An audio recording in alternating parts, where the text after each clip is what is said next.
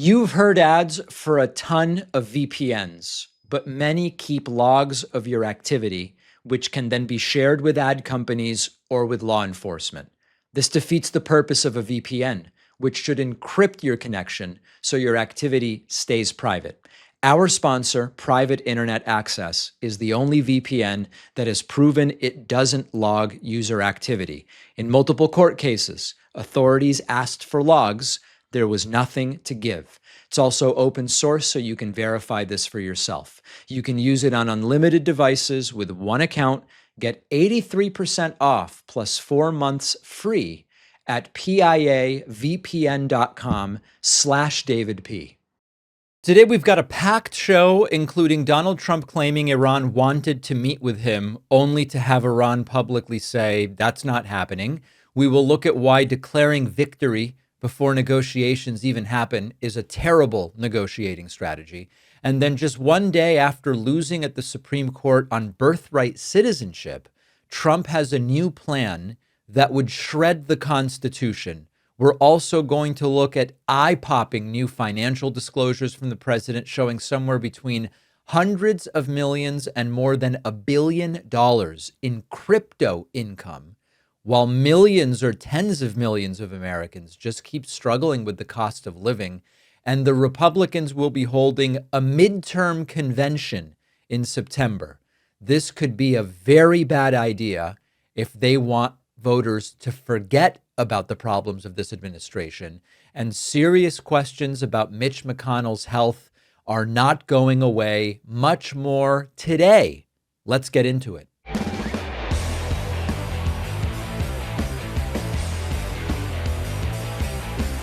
All right, let's get into it. Remember just a couple of days ago when Donald Trump triumphantly posted on Truth Social after declaring the Iran war over 40 times, quote, Iran has requested a meeting. It will take place tomorrow in Doha. Now, the implication was very obvious. Trump wanted to believe, Trump wanted us to believe that Iran blinked, that after the fighting that swelled back up after supposedly the war was over and we had a deal is ending because Iran is coming to him with their hats in their hands and saying, please, sir, negotiate with us. Hey, sir, please. There was just one problem. Iran immediately said, well, that's not true. Their foreign ministry publicly denied that any direct meeting with the United States had been scheduled and said there aren't going to be any negotiations with American officials at any level in the coming days. Trump says we're meeting and it's going to be over for the 41st time. And Iran goes, we have no meeting scheduled whatsoever. Now, today, we know what actually happened. American officials did go to Doha, but instead of sitting down directly with Iranian negotiators, they met with Qatari mediators while technical discussions were proceeding separately. Now, even Trump himself softened on the language afterwards, saying the countries were getting along very well, rather than saying, yes, Iran asked for a meeting. Yes, it's face to face. We're going to do it. So Trump having to backtrack, which is very rare, by the way, for Donald Trump. This has become one of the strangest wars in modern history. First, it was Schrodinger's war. It was a war and it wasn't a war, depending on what was most politically or legally convenient. Then the war ended 40 times. I guess this is the most ended war we've seen, and yet it's continuing. But every few days, Donald Trump is declaring victory, and he says that it's over, and peace is here, and the deal is done, and negotiations are happening. And then something comes along that we call reality, and there's a not-so-fast moment. And again, the missiles are flying. And again, Donald Trump is threatening to destroy the entire country. And again, Iran contradicts Donald Trump, and new conditions emerge, and the war that has been over so many times turns out to not really be over. And what we are running up against is that leverage doesn't work the way Trump thinks it works. If you have leverage, you don't have to constantly tell everybody how much leverage you have. And one of the biggest mistakes a negotiator can make is giving away leverage for free. And that's what this administration has done so many times now. When you make an announcement that the other side is desperate to meet with you before they've even agreed to meet, you have now painted yourself into a corner. Because if they simply say, no, we didn't agree to that, what are you left with? And now they know you're really eager for a deal. They know you're desperate to announce that you're making progress and that you're willing to declare victory before you've won anything. That's information for them. It's weakness. It's bargaining from a position of, I need something, rather than, I'd like to have something, but I'm just as happy to walk away. And there's another kind of uncomfortable reality that we have to contend with, which is that Iran doesn't respect Trump nearly as much as he wants people to believe. And in fact, we have learned that Iran has used what they describe as Donald Trump's mental illness against him in negotiations. If Iran did respect Trump the way Trump claims they do, they wouldn't be repeatedly and publicly contradicting him. And they wouldn't be in a situation where they are denying, they're sort of allowing him to make these grand announcements, and then they turn around and then they deny that there's any truth to it within hours. Because they understand when we embarrass Trump, when we embarrass the president of the United States, we weaken him politically. And they seem very happy to be doing that. So this is it's a pattern we've been seeing for a long time. You get an all caps Truth Social post, Iran desperate to meet. Then comes the declaration of total victory because everybody respects me so much and is so afraid of me. And then in comes a reality check, which is the quiet revision of what was happening. Well, we're getting along well, and there are technical discussions happening. It's trying to make it reality television, but it's international diplomacy. And at least in terms of what should be done, you don't announce the finale before you filmed the ending, because things can go in a different direction. And when your negotiating partner contradicts your version of events while you're still trying to negotiate, it is very embarrassing. It's a sign that your credibility is at zero. Credibility is leverage in diplomacy.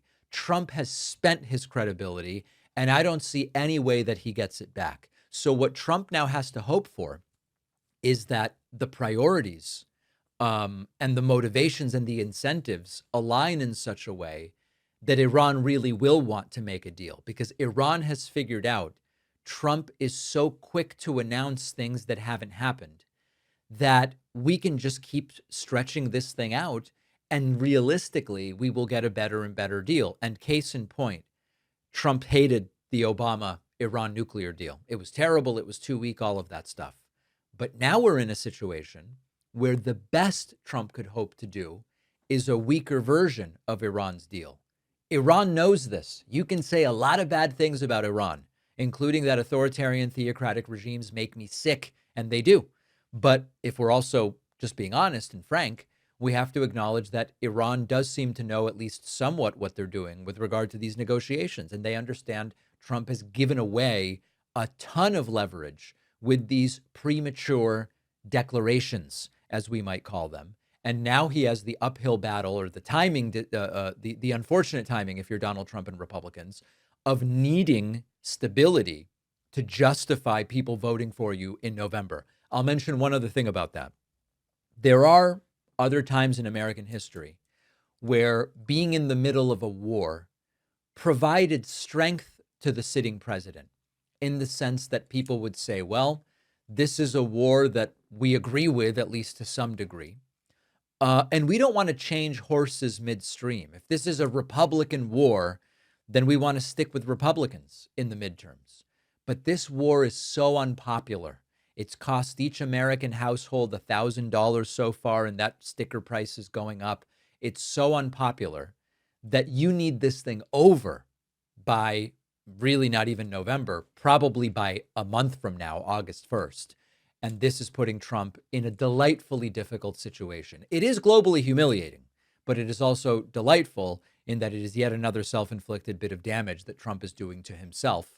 And then just wait until you see what he's doing with the Constitution. Yesterday, Donald Trump suffered one of the biggest legal defeats of his second term. And as I told you yesterday, and we delved into in detail, the Supreme Court rejected his attempt to end birthright citizenship with an executive order. And the Supreme Court, sort of begrudgingly, in that three justices were happy to go with it, but the Supreme Court, in a decision that went 6-3, reaffirmed that the 14th Amendment protects just about everybody. Unless you're the son of a diplomat or the son of an invading army, if you were born on American soil, you're a citizen, even if your parents are undocumented, even if your parents are here on a student or tourist visa. And even with a conservative majority in the Supreme Court, they weren't willing to give Trump what he wanted.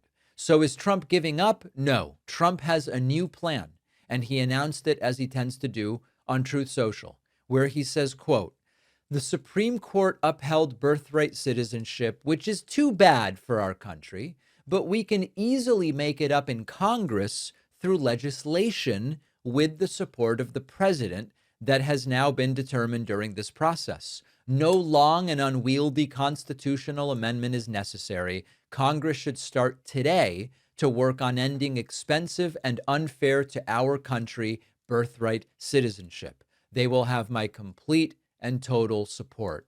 Now, there's a little problem with Donald Trump's idea, which is that this is not how the Constitution works. It's inconvenient for Trump, I acknowledge, but the 14th Amendment is part of the Constitution. And it says all persons born or naturalized in the United States and subject to the jurisdiction thereof are citizens of the United States. And so when the Supreme Court says that is constitutional language that protects birthright citizenship, Congress can't pass an ordinary law saying, hey, never mind. It's not the way our legal system works. Our legal system has a hierarchy, and the Constitution is sort of at the top of that hierarchy.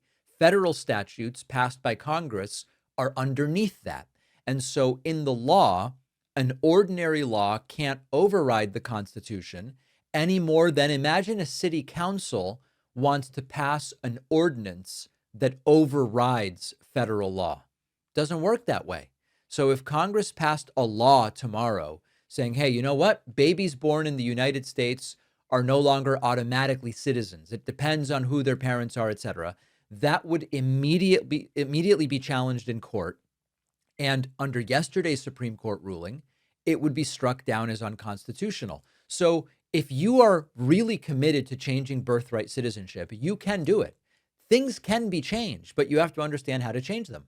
And to change birthright citizenship, you need to change the Constitution itself, meaning you need to put in an additional constitutional amendment. That is deliberately difficult to do in American government. The amendment has to be approved by 2/3 of the House and the Senate. That is not going to happen. And then it has to be ratified by 3/4 of the states, which means 38 out of 50 state legislatures would have to approve it. Why is that the process? Because that's the process that the founders and the Reconstruction Congress created, because they didn't want fundamental constitutional rights to change when a political party temporarily gets power. Or to put it a different way, it's supposed to be difficult to change. It's a feature, not a bug. Trump sees it as a bug. It would be unwieldy and difficult to make a constitutional amendment. This is why Donald Trump, recognizing how difficult it would be, now says, well, Congress can do it just by passing a law, and they can't. So think about how remarkable and sort of pathetic and also terrifying at the same time this is. Trump loses at the Supreme Court, and hours later, instead of saying, well, you know what? We are going to pursue a constitutional amendment, which would at least acknowledge reality. He's saying to people, we don't need a constitutional amendment. We just need to get Congress to pass a law. The Constitution is an inconvenience to the very people who told us we love the Constitution. We see the Constitution almost like a sacred text, but now it's like, hey, if you don't like what the Constitution says, you just pretend that it says something different. And remember that this entire thing of birthright citizenship is not an obscure technicality.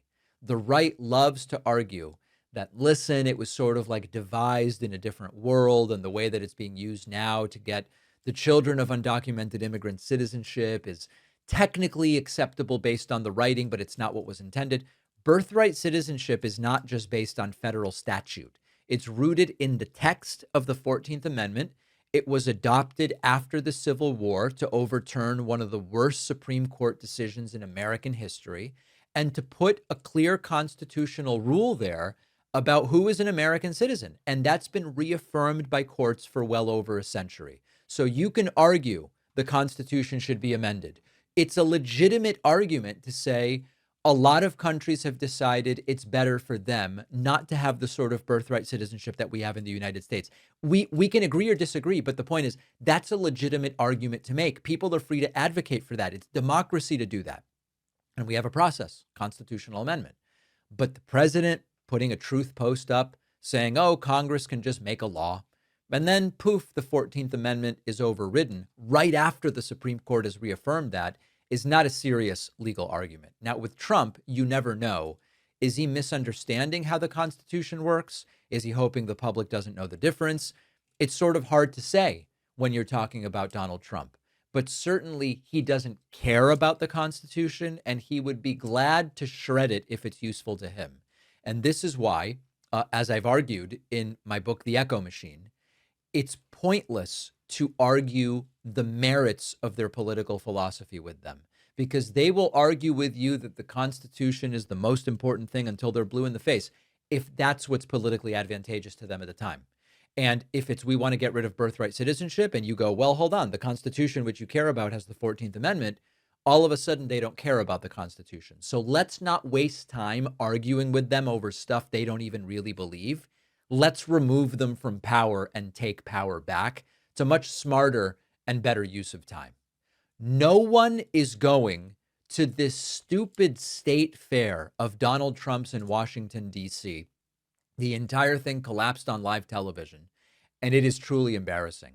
An incredible moment at Trump's state fair, as literally tens of people came out to watch reality show contestant and transportation secretary Sean Duffy on Fox News.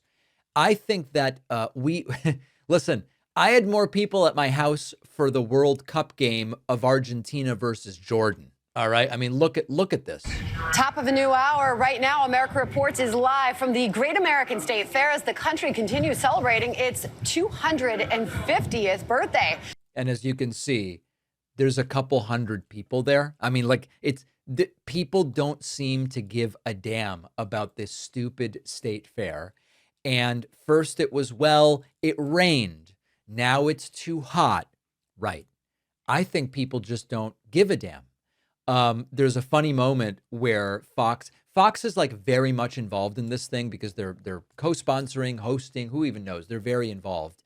And they did Fox News Live from the state fair. And they go, we have so many people here eager to see this fair.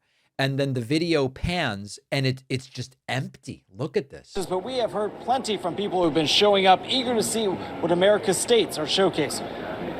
So what brought you all the way down here from? And then there's just no one in the background. They found one family and it's completely empty. And of course, no matter when you show video, they go, oh, that one moment was less busy because it was early or it was late, or it was raining or it was hot, or it was cloudy, or the barometric pressure was just a little bit off, or we needed 6 chimpanzees to dance on the head of a pin in order for the thing to be busy. We then heard hilariously from Governor Jeff Landry, who goes, it's unbelievable to see people out here. And that's right. We don't believe that there are people out there because we're not seeing any of them. Well, thank you for having me. Good to have you here. It is sunny, it is hot, but it is a celebration indeed. It is wonderful. I mean, it's just unbelievable to see people out here. And as you see in the background, there's almost no one. In the city. Did you stop by the Louisiana? No, that's where I'm headed next. Okay, next you and the... Yes, of course, Governor Landry. It's just all great and fantastic. And then maybe the most embarrassing moment of this entire thing. I kind of felt bad for the musicians. 11 a.m. yesterday, they had a musical time slot. I think there were more musicians in the band than spectators. Take a look at this.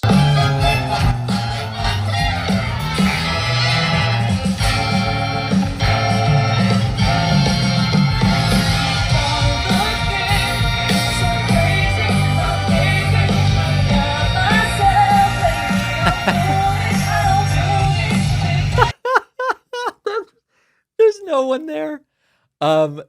We were told massive patriotic celebration. We're going to have huge crowds. People are going to come from all over the country. It is day after day of barely anyone at this stupid thing. And notice the pattern, which is that every time the crowd is visibly sparse, there's a new explanation.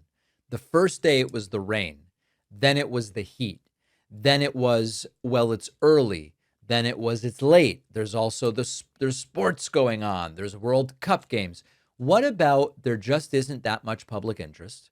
First of all, no one who is on the left or even just a reasonable centrist is going to want to go to this thing because it's been built up as a completely partisan hackery event. So you've already alienated half the country.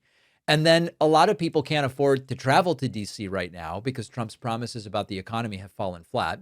And so what you end up is a complete and total disconnect. And the other funny disconnect is they keep saying that it's busy, and then you see the cameras and it's not. And they go, there are such enthusiastic crowds. And every shot you see, there's just nobody there. And I think that the bigger story here is when reality is optional, which it has become in the Trump era, if everyone around you is afraid to acknowledge what is plainly visible, you end up with these claims that your own live video contradicts. And that is exactly what we are being here. And they've been talking about a golden age celebration. It's going to be like nothing anyone has ever seen before, and it's just going to be amazing. You don't need polls or pundits to tell the story. People can just look, and there's empty fields, and there's nobody there. And the broader political point, I think, to be made here is we're about to hit a midterm election. Midterm elections in particular, with their typically lower turnout than presidential elections, enthusiasm really makes a difference.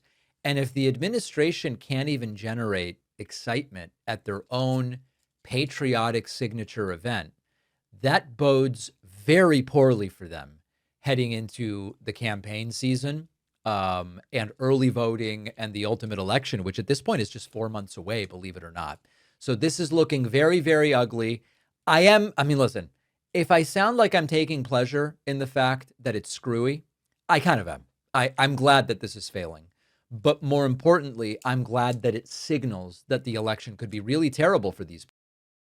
There are a lot of VPN companies out there, and almost all of them make the exact same promise. Trust us, your data's safe. Our sponsor, Private Internet Access, you don't have to take their word for it because they've proven multiple times in court when authorities have asked for user logs, they don't have them. They don't have anything to hand over. Their software is open source. You do not have to trust anybody. You can verify for yourself. They have a no log policy, which really matters because the whole point of a VPN is to protect your privacy. Private internet access hides your IP address, encrypts your connection, helps to protect your data when you're at home, on public Wi-Fi, traveling, and it also lets you access content that might not be available in your region. Just a single private internet access account you can use on unlimited devices with servers in 91 countries and all 50 states, optimized for fast streaming and downloads so you are not sacrificing performance for security or privacy. It's one of those things you turn on once and just forget about it. Right now, you can get 83% off. That's just $203 a month, plus 4 extra months for free at piavpn.com/DavidP. I hope you're not eating anything right now because what I'm going to tell you is absolutely disgusting. Donald Trump has made a staggering amount of money during this second presidential term, and we've got tens of millions of Americans struggling to pay for groceries and gas and housing and electricity. The biggest financial success story of Trump's second term is how much money Trump has been making. Now, before I give you the numbers, just remember, Donald Trump spent the campaign with this populist slop that none of us believed, telling struggling Americans that he was going to be their champion. He understood what it's like to pay too much for groceries, even though he had never heard the word before until the campaign, apparently, too much for gas, too much for electricity and rent and the mortgage. He said inflation under Biden is crushing families, and the day I get back, relief is going to be on the way.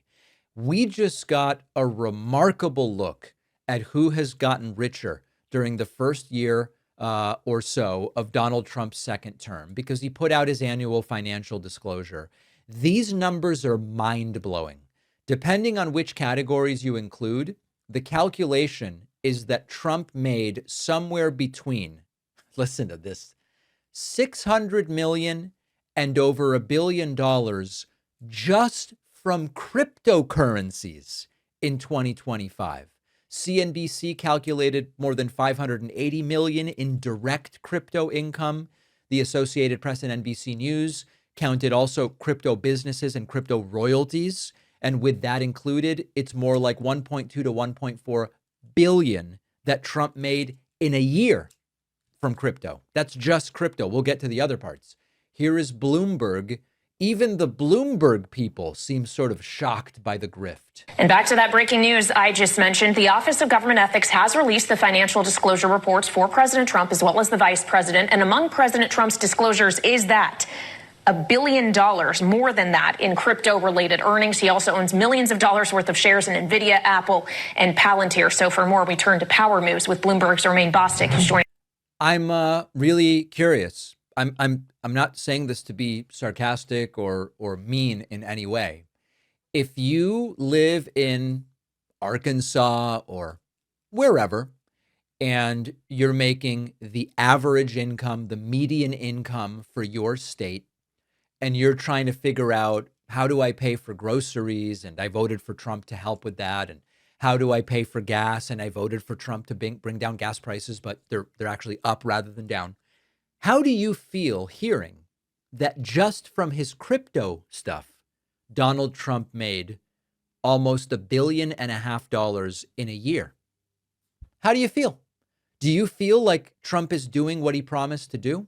Here's another report, similarly looking at the numbers. 2 years into term two, look what happens. His net worth goes from $2.3 billion to $6.5 billion. All of this is crypto in one form or another. He has become the crypto king, even though during Trump 1.0, he was against crypto. He thought crypto was kind of a scam. Which yeah, well, he didn't know how to make money from it then. It kind of is, as we know. So where did the money come from? He had $4 billion, he and his family, of profits. $3 billion of it came from crypto. And I will tell you, there are so many transactions here, so many structures. It made my head hurt even trying to understand it. But right. Just to give you an example, he took Trump Media, which is the company he started to create Truth Social, and it raised a bunch of money from investors, and he went out and bought a whole bunch of crypto with that. He sold meme coins. I'm going to talk more about this in a minute, but remember the dollar Trump, dollar Melania coins, all that contributed profit. So crypto all the way. Made some money from finance. This is Jared raising all of his money from the Middle East and the profits that are anticipated from it. And then there were also some benefits he got. For example, he raised the admission fee at Mar-a-Lago from $100,000 to $1 million. Right. The money he took from the law firms. You get the picture. Okay. He's just making money hand over fist. Now, this is just 1 year. Okay. This is 2025. This is while being the president of the United States. He has a job, but he's still making billions. Now, meanwhile, what has happened to the average American? What has happened to you? People are standing in grocery stores wondering, why did I just spend $120 and got almost nothing? Families are watching their utility bills go up every single month. Why am I paying so much for gas? Young people are increasingly not even thinking about buying homes anymore because prices are out of control. Parents are wondering, how do I afford childcare, especially when the childcare sometimes costs more than my net salary after taxes? And you've got tens of millions of people living paycheck to paycheck. These are the people Trump said he was fighting for. The people that he promised, you're going to get a break. I'm finally going to fix things for you. And so the biggest winner of 2025 financially, thanks to this administration, is Trump. Crypto, golf clubs, licensing, brand merchandise, foreign business agreements. And so we now have a picture of a president whose wealth is exploding on a percentage basis and on just a raw numbers basis. And Americans are still saying the same thing as during the campaign. When am I going to feel better? And what stands out is that Trump didn't campaign on making himself richer. He campaigned on making you richer. He didn't say, vote for me and my crypto businesses are going to do great.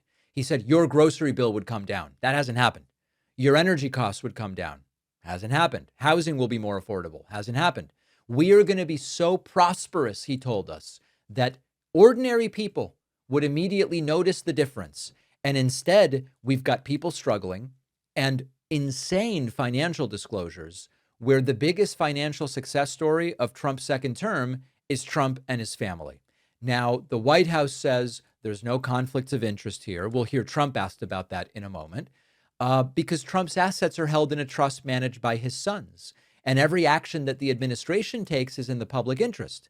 The disclosures also are reporting income and revenue, not profit, they say. But this is all about priorities. And there is something incredibly jarring and disgusting about watching tens of millions of Americans continue to struggle just with basic cost of living. It's not like, well, listen, I couldn't get the 5-star hotel on my latest vacation, so I took the 4-star hotel. No, it's just struggling with basic cost of living. And we learned Trump made $1.4 billion from crypto in 2025. If you ask voters during the campaign who will be the biggest beneficiary of the Trump presidency, I don't think most of the people voting for Trump would have said, well, Trump will be the biggest beneficiary. But that's the answer. And we've got to do something to try to start dampening this down and voting these people out. We can't vote Trump out, but we can vote out the people that rubber stamp everything he does in November. That would be probably a good start. Donald Trump attempted to speak to reporters before taking his first flight on his free plane. And you get a free plane. Donald Trump was confronted about the conflict of interest with the plane and the new financial disclosures, where we find out that while tens of millions of Americans are struggling, Trump made $1.4 billion in 2025 just from crypto and tripled his net worth. A reporter says, critics say you're profiting from the presidency. And Trump goes, only because the stock market is so high. But to critics who say you're profiting off the presidency, Mr. Well, you know why I'm profiting? Because the stock market's going up. Everybody's profiting. If you have a 401k, how's your 401k done? It's about up 85%. Thank you, President Trump. Thank you.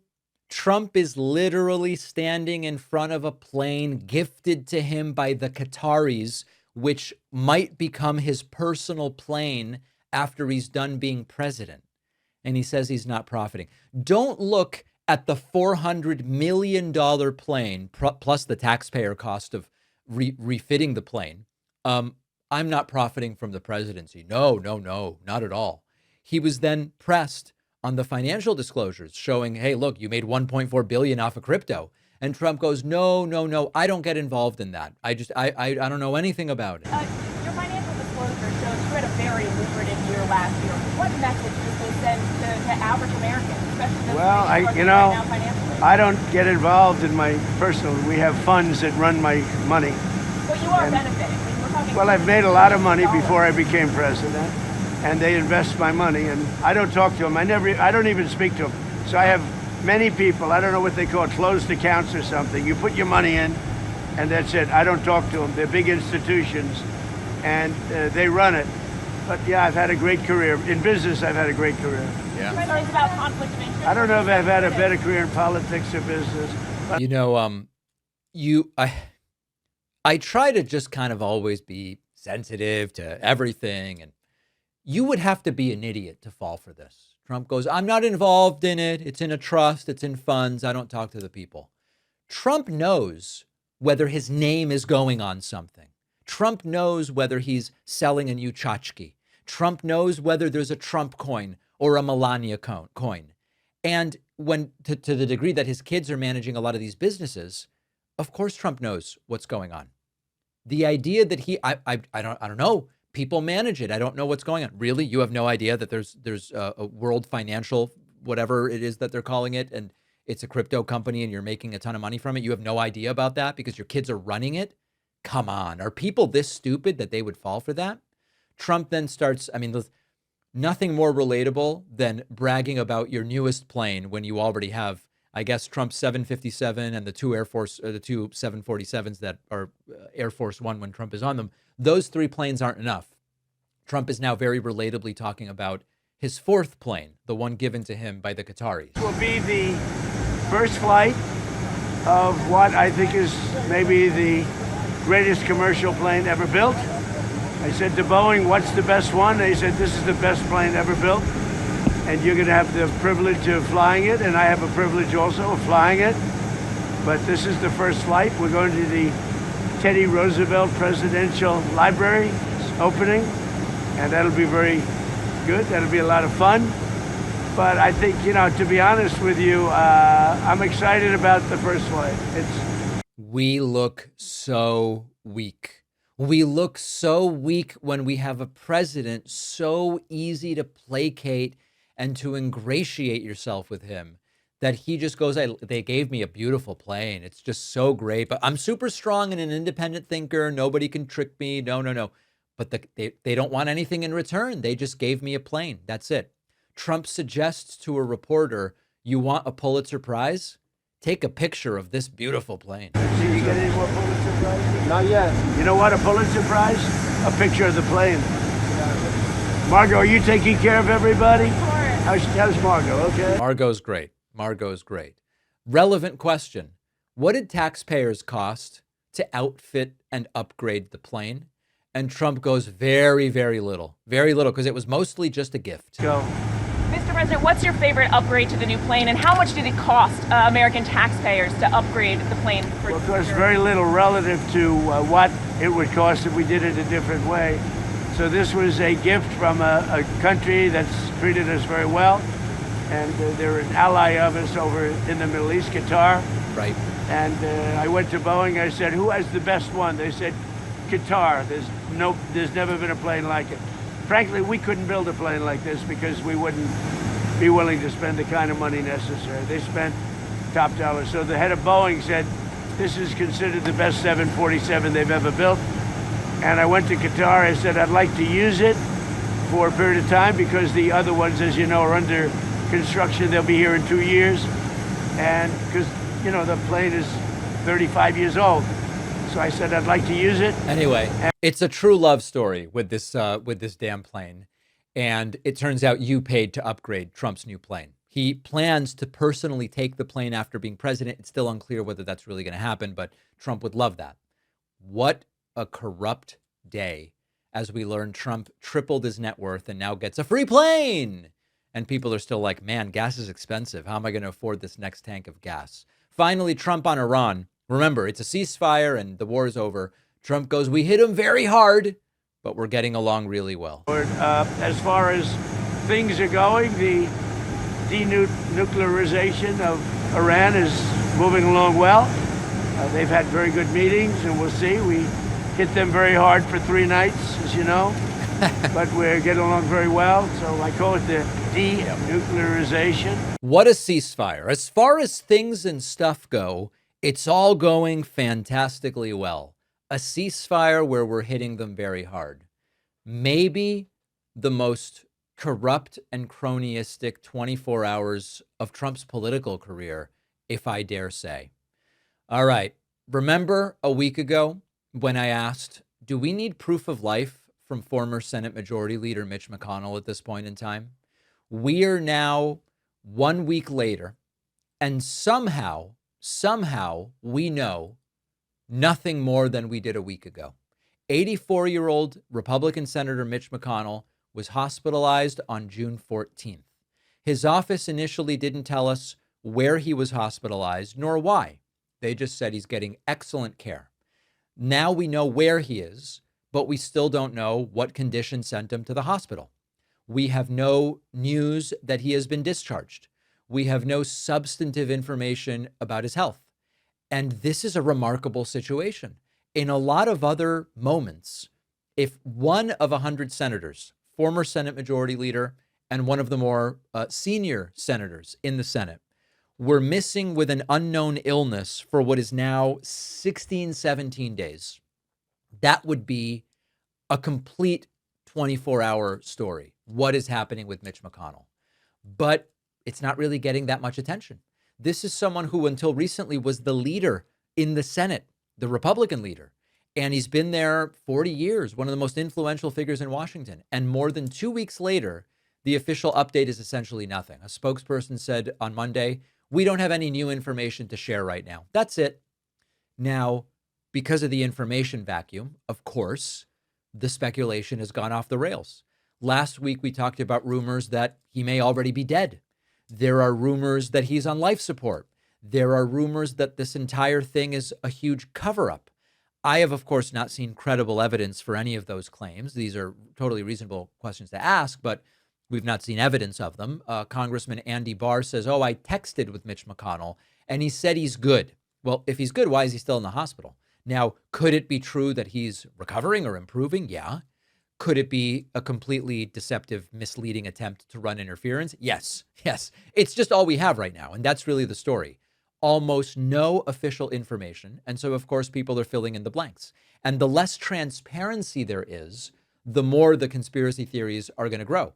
And this is why I've been saying for a long time now, we need actual standards for disclosing the health of top elected officials. There must be a process that can't be interfered with. And you might say, well, what about HIPAA? Well, it wouldn't necessarily be an issue of HIPAA if the standards are that the offices of these elected officials need to be sharing what's going on. HIPAA applies, of course, to medical professionals, but you can have exceptions if that, listen, just going, but what about HIPAA?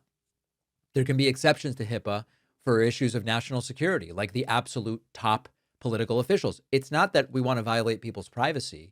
These people exercise enormous power. And as I said last week, if the CEO of a publicly traded company is gone for 2 weeks after an emergency hospitalization with no explanation of why he was hospitalized, no confirmation that they left the hospital, and the only update is, someone texted them and they're good, investors would lose their minds. But somehow it's acceptable when we're talking about people running the federal government. So listen, I don't like Mitch McConnell as an elected official. I genuinely hope that he recovers. I'm not rooting against him. But we deserve more than rumors at this point in time. We deserve more than this anonymous speculation and a report that someone texted with him that he's fine. Because whether the rumors are true or false, the total lack of transparency is allowing the rumors to spread. So you tell me, what do you believe is going on with Mitch McConnell? And I want to say one other thing. I got a bunch of emails last week after I reported the rumors that people are going, is he even alive? People who said, David, I follow politics pretty damn closely. I haven't even heard about this story. And I write about this extensively in my forthcoming book, Pay Attention, which is that we are increasingly in parallel informational environments where even people who follow what's happening politically are getting algorithmically curated feeds. And many people aren't even hearing about significant stories like the former Senate Majority Leader and an important vote in the Senate has been missing for more than 2 weeks with no explanation as to why he was hospitalized. A bunch of people wrote to me and said, I didn't even know that was going on. That topic, these parallel informational environments, I talk about extensively in my book. I would be flattered if you pre-ordered this book. There are a limited number of signed copies available. You can read about all formats of the book, signed, not signed, audiobook, ebook, at davidpakman.com/attention. Please let me know if you've pre-ordered the book. We love hearing from people. And I'm going to have an extra little offer for everybody who has pre-ordered it, which I think I'm going to be announcing on Monday, but it's an extra goodie. So that is forthcoming. The David Pakman Show is an audience-supported program, and the best, most direct way to support the show is by becoming a member at joinpakman.com. You'll get the daily bonus show, the daily commercial-free show, and plenty of other great membership perks. Get the full experience by signing up at joinpakman.com. It's great to have American elections attorney Marc Elias back on the program, also founder of Democracy Docket. Marc, listen, we've been covering the Supreme Court decisions of Monday and Tuesday. We've been covering demands for legislation like the Save America Act, which would impact elections. The big picture is it's all seeming pretty bad to me. And I don't want to, we're at a time that sometimes we say we're getting ready to celebrate and we're going to cookouts and we're doing these different things. The state of law in the United States right now is seeming not so good. Can you give us like a 40,000 foot view and then we'll drill down on some specific areas? Yeah, I think that you have to look at this from two different perspectives simultaneously. Okay, so on the one hand, as you say, the recent Supreme Court term, taken as a whole, is a harbinger of not great things, right? I mean, the cases that were lost were important cases for rule of law and the Constitution and democracy. We could start with the Calais case, which gutted Section 2 of the Voting Rights Act. You could go to the case that we just saw involving Donald Trump's ability to fire a commissioner on the FTC. You could look at some of the immigration cases and say things are really not great. And frankly, you could look at even some of the cases we won. The voting by mail case that, my law firm and I were involved in winning. It was 5-4 on a proposition that, frankly, shouldn't have been that close. And probably most disturbingly, the birthright citizenship case, which, remember when Donald Trump issued his executive order on day one about birthright citizenship, the working assumption was that it was not just unconstitutional, but it was damn near sanctionable for the lawyers at the Department of Justice to defend it. And in fact, several of the early federal courts that reviewed it questioned the legal ethics of lawyers even defending it. And yet what we saw was a decision that came out the right way, but, was quite narrow. I mean, it's reported as 6-3, and that's technically true. But if you look at just the constitutional question, it was really a 5-4 decision. Right. So, there are glimmers of good, right, in that, you could say a win's a win, and it doesn't matter if it's 5-4 or 9-0. But, as you look out on the horizon, this is a court that is not a friend of democracy. When you look at Watson v. RNC, this case that did go your way, having to do with whether ballots have to come in by Election Day or be postmarked by Election Day, we talked about this one with me as a layperson, as a non-lawyer. And it seems to me that the only consistent standard, because we don't necessarily know how long a ballot will be in transit, the only logical consistent standard would be if you filled it out and mailed it by Election Day, it counts.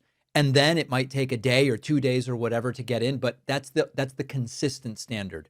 What were the arguments being made by opposing counsel as to why the ballots shouldn't count, even if the individual has done their part, the voter, by filling it out and submitting it by the day of the election? And why did the court reject those arguments? Yeah, so this is actually a good example of both the good and the bad about the term, right? Because the good is that, as you say, the Supreme Court rejected these arguments. The bad is that 4 justices of the Supreme Court actually would have thrown out those ballots, which would have been hundreds of thousands of votes, upwards to 1 million votes would have been thrown in the trash. So the argument that the Republicans made, because it was literally the RNC that brought the lawsuit, was that the federal election day statute that says that the election day in the United States for federal elections is held on the Tuesday following the first Monday in November, that requires all the ballots to be in by that day.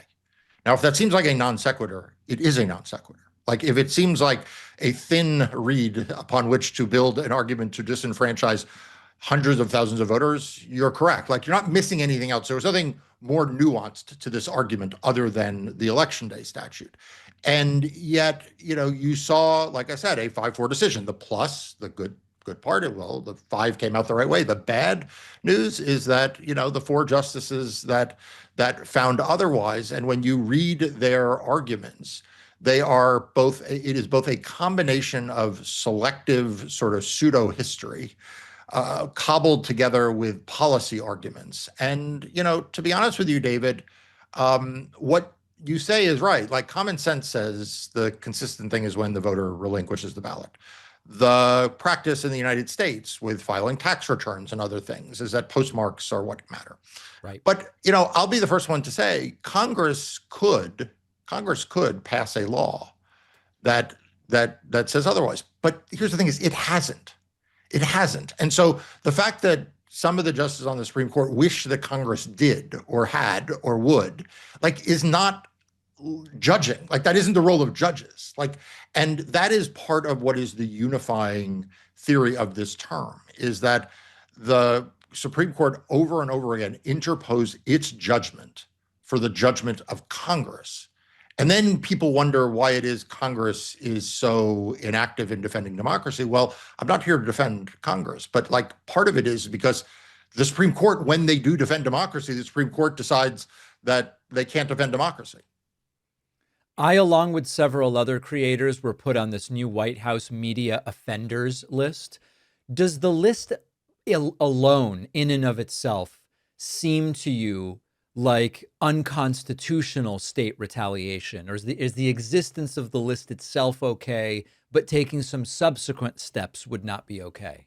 Yeah. So first of all, I both offer my congratulations and my regrets that you are on the list, right? Like the fact is that it is a sign that you are effective, and it is a sign that you are doing your job. And frankly, I wish more people in the legacy media were doing their job as effectively as you are doing it. So I just want to state that at the outset. As a legal matter, I mean, there's two sides to this coin. The first is that the government would say that it has a right to speech, that in other words, it has a right to say its view. And to the extent all it is doing is conveying speech without any threat, without any actual real retaliation or anything behind it, it's allowed to say, we don't like David Pakman, in the same way that it can say it doesn't like the law firms, right? It's the actions that they take. So I think that is certainly supportable in the case law. On the other hand, it is hard to square this White House's enemies lists with the idea that it is pure speech, because we have in fact seen them repeatedly take action. So one of the ways you judge whether a threat is a true threat, in other words, it is actionable versus just speech, is contextual. And if you had an administration with no history of weaponizing government against political opponents, I would feel pretty confident being like, look, this is just the White House spewing off that it doesn't like you.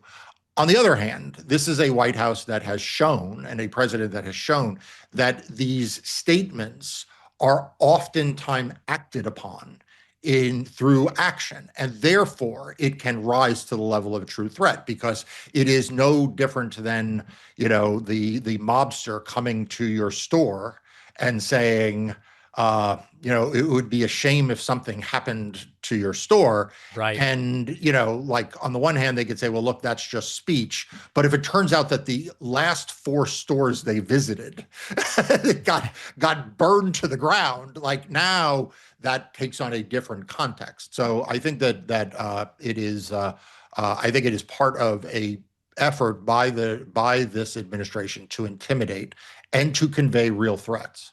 What should those on the list and those who may one day be on the list be doing, if anything? Look, I think the most important thing people on the list should be doing is what you are doing, which is you are not backing down. You are rising up. You are not self-censoring. Instead, you are charging forward. And this is the great tragedy of our time, is that when democracy needed people, when the First Amendment was under challenge, the people with the most, the people who had all of the resources and all of the assets and all of the ability to stand up and fight back, they are the ones who retreated. And it was people like you, David, who didn't do that. You didn't back down. You stood up strong and tall, and you continued to speak the truth. So I just want to say that is the first thing you should do. In terms of whether you do more than that, whether you decide to bring legal action against the administration or not, I have made the decision in my own case, where he threatened me. I'm just going to keep speaking out, and that'll be enough for now. But I mean, ultimately, that is a personal decision. One of the areas we are actively all focused right now, and your law group is heavily involved in, is the Republican strategy to suppress voter turnout in these midterms that are now 4 months and a couple of days away. I guess so far, Trump's not really getting very far with the Save America Act. He tried to hold the housing bill hostage unless they would pass the Save America Act. They don't seem to have the votes, but it seems as though at the state level, they are going full speed ahead with everything they can get away with. Can you kind of give us the lay of the land as to what's going on and what you're doing to try to stop it? Yeah. So, Donald Trump has a familiar pattern. He engages in irresponsible rhetoric. Then he tries to escalate it through legislatures. Then when that fails, he goes to court. And when that fails, we have violence, right? So in 2020, there was rhetoric. He tried to get state legislatures to do something, as you recall, or state officials to do something. He famously called Brad Raffensperger to find votes that didn't exist. When that failed, he went to court. When that failed, we had January 6th. So, the rhetoric is all around, right? Donald Trump has been clear now for months that he is going to try to undermine free and fair elections this November. Then we saw the legislative actions. And as you point out, it is his effort to try to pass a federal bill, the Save America Act, that would disenfranchise voters. That has failed spectacularly and continues to fail spectacularly. He has also tried to inspire state legislatures to pass mini versions of that, and some have, and we have sued those states, and those cases are ongoing. But then he escalated beyond that and went to court. And these are the cases that the Department of Justice has brought against 31 jurisdictions, 30 states plus DC, to try to access the most sensitive voter information that states maintain on their citizens. Yeah. Their name, their address, their social security number, primaries they voted in, general elections they voted in, all partisan registration, all this stuff. And my law firm and I, we have intervened in all of those cases. So far, Donald Trump is 0 for 11 at the trial courts. He is 0 for 1 at the Court of Appeals, so he lost 11 cases in states. They appealed Michigan to the Sixth Circuit, a pretty conservative circuit, and they lost there. But these cases continue. I've said that these are not the last losses that Donald Trump is going to have. I suspect he will go at least 0 for 15 before anything, happens. He could go 0 for 31 for all I know. But these are now going to turn to other courts of appeals where there are appeals pending, and I feel pretty good about how those are going. Final thing I want to ask about. At the end of all of this, there's the fear, I guess we would call it, of Donald Trump declaring some kind of national emergency. That's a phrase that's often used. What does that mean, if anything, legally? And what power would that actually give him over any of the election infrastructure, given that the election infrastructure really is run by the states at the end of the day? Like, would that even do anything? Yeah, it's a really important question. I'm so glad you asked it. A very smart question. So people conflate a lot of different pieces of this together. So let's start with the basics, which is where you ended, which is that the Constitution gives the states the constitutional authority to set the time, place, and manner of elections and to conduct those elections. So the president has no role. Congress, through appropriate legislation, can override the state decisions in many instances. But again, Congress hasn't done that. So the question is, against that constitutional framework, what can Donald Trump do? So one of the things you oftentimes hear is, will he invoke the Insurrection Act? The Insurrection Act is like a draconian law. It is not something that the president should invoke here. But I actually don't think it gets him very far, because what the Insurrection Act allows is for him to deploy the U.S. military, the standing military, not the National Guard, but the standing military, to conduct law enforcement. Essentially, it turns them into the police force in the United States. I think what Donald Trump learned from the point of the deployment of some active duty military in California, if you remember, in Los Angeles, Yeah. through Chicago, Portland, and Minnesota, is actually, the military is way too disciplined for his taste. It is way too law-abiding for what he wants, and I think that's why at the end, like, he was happy to have ICE and CPB in Minnesota, right? Because like they were willing to actually do things that I suspect like the uniformed military were not willing to do. So I don't think the Insurrection Act gets him all that far. In terms of a general state of emergency, the other thing you sometimes hear is, well, will he try to suspend the writ of habeas corpus? This is a right of all people in the United States, and I use the word people advisedly, like it is a right of anyone present physically in the United States to go to a federal court and say, I am being held unlawfully without probable cause or an arrest warrant that has been signed off by a judge or whatever it is, right? It is a way to prevent the arbitrary detention of people in the United States. Donald Trump cannot suspend the writ of habeas corpus. I don't think the courts would abide by him. He could try, but I don't think the courts would abide it. I'm not sure if you'd even get local or federal officials in all instances to abide it. So then you just get to the general question, David, of what if he just says, I am Donald Trump, and I just think there's an emergency, and so I am sending in the FBI, I am sending in ICE, I'm sending in CPB. Maybe I even make, ATF, I deputize them. Like, I just take all of the federal law enforcement agencies and try to use them to disrupt the elections. And I think that is the thing that we are all most worried about, people like me, because it's not so much that like this decree is anything other than a press release on letterhead from the White House, but he is sending federal officials to do things to disrupt elections. And I think that all of us need to be prepared for that.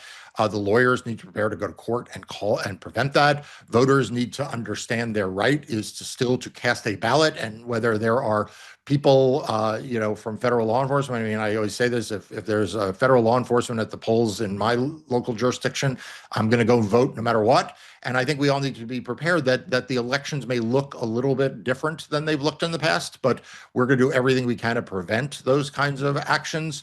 But we can't let them stop us. That's for sure. Important work being done by elections attorney Marc Elias, also founder of the Democracy Docket. Marc, always really appreciate your time and your insights. Thank you. David, I love your show. I subscribe to your channel. I even get alerts. I've hit the bell to make sure I get alerts when there's new content. So I hope everybody does that. Thanks for having me. That bell will be the death of us, or not. That's the important message. All right. Thanks, Marc. Talk to you soon. Thanks. If you like this show, I would love for you to get my Substack writing. Each day, I'll send you a rundown of what's on the show, what's happening, what matters, why. It's free, no spam. Substack is also the only place where we own our data. So if we get censored on social media or on any platform, Substack's going to be the only way I can tell you what is going on. Sign up now at davidpakman.substack.com. I believe Donald Trump just made a huge mistake. Donald Trump made an announcement that could be one of the biggest mistakes of his presidency. For the first time in American history, in these United States, Republicans will be holding a national midterm convention of the sort that we usually see only in presidential election years. Here is Donald Trump's Truth Social post announcing it. Quote, "Big news. For the first time ever, the Republican Party will hold a midterm convention. It will be in Dallas, Texas, one of my favorite places in the world. It will be fantastic. It has never been done before and will be a truly historic event. We are going to celebrate the great American comeback and the incredible successes of the American people who transformed our country through the America First agenda. No tax on tips, no tax on overtime, no tax on Social Security." By the way, none of that stuff is in his bill. "Stronger borders, safest ever communities, lower costs and real affordability, more jobs, American energy dominance, and so much more. Oil prices are dropping sharply, even as we denuclearize Iran. We are delivering on the promises that politicians talked about for decades but never got done. At the event, we will have hardworking Americans, our great innovators, entrepreneurs, manufacturers, first responders and job creators who are powering our nation's golden age and proving that America's best days are still ahead of us. Blah, blah, blah. And then he says Dallas will take center stage on September 9 and 10 as we celebrate, et cetera, golden age, blah, blah, blah. Okay. Who is this convention going to be about? Do you believe that Donald Trump is going to host a convention that will be about congressional and Senate candidates up for re-election or for election? No. This is going to be about Donald Trump. It won't be about the people on the ballot. It won't be about governors. It will celebrate Trump, the great American comeback. They are going to celebrate Trump's accomplishments and his America First agenda and what he calls this golden age of America. In other words, Trump is going to take an election that would normally be about hundreds of state races across the country and local races as well, and turn it into a referendum on Trump, which is a very dangerous thing to do, because if you make the election about yourself, you got to have a good record. People will judge you based on your record. Look at the list of things Trump says they're going to celebrate. Lower costs and real affordability. That stuff isn't happening. Costs are up. More jobs. Job creation is down. Energy dominance. That's not happening. These are, they might sound good as campaign promises, but you failed to deliver on them. These are claims about stuff that supposedly has happened, except voters are going to look around and go, wait a second, none of that stuff has happened. Has my life gotten more affordable? Has my grocery bill gone down? Has my housing expense become more manageable? Electricity, is my electricity bill lower? Am I living in a golden age? That is a much tougher question for an incumbent than asking people, switch to me so I can do all of this stuff. And what Trump is effectively going to invite millions of Americans to do is to audit his presidency. And that is a very risky strategy. The president's party almost always loses House seats in the midterm after they're taking office. And presidential approval is a really strong predictor of how bad those losses are going to be. And Trump's approval is 30% and 27% on the economy. Yes, he's popular with his super hardcore base of supporters. But when you look at competitive House districts around the country, when you look at the most competitive Senate races, they are often decided by independent and swing voters. Now, I'm just going to talk about a couple races. If you look at Maine, where it's Graham Plattner versus Susan Collins, and you look at Texas, which is James Tallarico versus Ken Paxton, if I were just taking a bet, I would bet that the Republicans win both of those. And I know that will anger some people in the audience, just like they were angry when before the 2024 election, I said, guys, Kamala's losing every swing state, and people are, rawr, rawr, David, you're terrible. But historically, it's very common that in Maine and Texas, you've got Democratic Senate candidates, and they're winning by 2, 3, or 4 in June, and everybody gets all excited, and we should be excited because at some point we're going to win those. And usually they end up losing. Usually Susan Collins figures out a way to win by a few points, or usually the Republican candidate in Texas figures out a way to win. If you nationalize every race around the failures of Trump would call them his successes, but Americans will know that they are failures. You are forcing every Republican candidate, even ones that don't really live in areas that love Trump, to be accountable to everything Trump has done. If Trump makes the Susan Collins race about Trump rather than about Maine, that's very bad for Susan Collins, because everybody will be talking about, does this Republican Party deserve re-election based on what Trump has done? So I think this is an extraordinarily risky strategy. These midterms are often decentralized. Candidates try to tailor their message to their district. And Trump wants to say, make it all about me. And then there's one final irony to all of this. The convention is in early September, almost 2 full months before Election Day. If you're going to hold what is essentially a giant victory party, you'd better be sure voters think you've won. Because if people don't agree that costs are lower and that affordability has returned and all of this crap, the event is only going to highlight the gap between what you promised and what you've delivered. And it is only going to force people to go and maybe stay home or maybe vote for your political opponents. That's why I think this is such a political gamble. If you're behind, if you're unpopular, if you're a drag on campaigns, why would you make yourself the center of the entire thing? So listen, in November, we're going to find out. Is turning the midterms into a referendum on Trump some kind of genius masterstroke, or is it arguably the biggest strategic mistake of any election cycle? I lean towards the latter, but we will see. Oh boy, this is pathetic. Governor Jeff Landry is out there claiming that the Supreme Court's ruling on trans athletes is going to destroy sports in blue states. He says nobody wants to watch competitions where, in his words, great male athletes compete against women. Now, I want to remind you, this is essentially not an issue. What do I mean by that? Well, I'll explain it in a moment. Let's watch the clip first. It may take it off the table in 25 other states that are imposing similar bans, like Louisiana. But then there's all those other states that right now are up in the air. And then there's California and there's Maine, which are completely rejecting the notion of keeping biological men out of women's sports. Well, again, I think the Supreme Court got it right. They said basically it's a states' rights issue to an extent.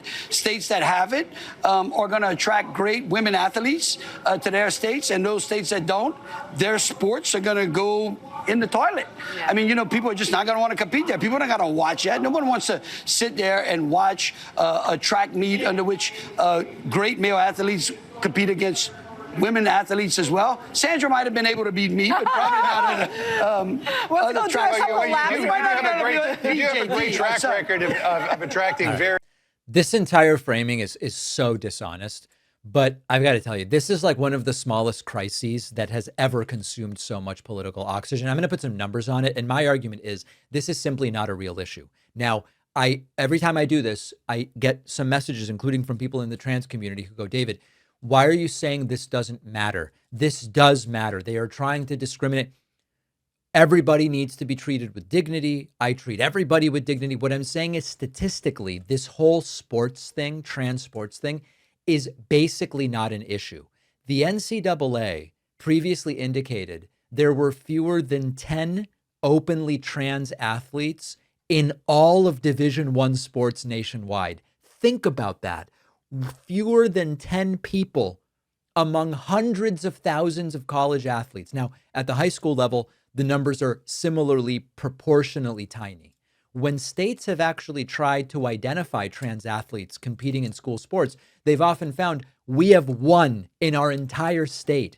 Utah's governor vetoed a trans sports ban in 2022 because there were only 4 such athletes in the whole state, and only one of them was a trans girl. Utah has 85,000 high school athletes. They had one trans girl. In Kentucky, lawmakers acknowledged there's kind of like only one trans girl participating in school sports when they were debating the ban. South Dakota said there is one known trans athlete when their legislation was moving forward. Wyoming had like barely a handful. And so what happens is state after state passes sweeping legislation affecting so many kids because of what is sometimes one student, 2 students, sometimes nobody at all. If your political movement is talking nonstop about an issue that affects 1 or 2 people in an entire state, you probably don't want to be talking about the things that affect millions of Americans. Who has health care and who can afford to use it when they have health insurance? Housing costs, disaster, childcare, prescription drug prices, insurance premiums, groceries. Can people buy a home? Are wages keeping up with inflation? Almost every family, other than the very, very wealthy, are affected by that. And instead, Republicans are convincing supporters that the tiny number of trans athletes is the issue of our time. This doesn't mean we ignore the plight of trans people when that is really what is at issue. But they've taken really rare circumstances and turned it into the centerpiece of national politics. And it's emotionally provocative. Put the numbers aside. Forget that there's one relevant athlete in Utah. These images of a huge biological male beating the crap out of a woman boxer, which is like their favorite. That's their favorite one that they love to do. Talking about that and getting people ginned up is easier than solving actual problems people are dealing with every day. So here comes Jeff Landry and he goes, sports in blue states are going to collapse. Meanwhile, almost every American will go through their entire life never attending a sporting event involving a trans athlete. Like, forget about even it affecting them personally. Most Americans will never even go to an event with a trans athlete. That is the scale of the crisis they want everything organized around. It's pathetic, but they're losing on the kitchen table issues. They're losing on all the promises that Donald Trump made. So this is what they find themselves groveling about. We've got to save the poor. It just almost doesn't exist. And they are truly pathetic. On the bonus show today, voters angry with Washington and other takeaways from the Colorado primaries. Congressman Tom Keene is back and says depression is why he was missing for months. And we will also talk about how frequent AI chatbot users are more likely to believe false things about vaccines, according to a new poll. All of those stories and more on today's bonus show. I would be flattered if you signed up and got the bonus show. You can do so by becoming a member at joinpakman.com or by becoming a Substack premium subscriber at substack.davidpakman.com. I'll see you on the bonus show.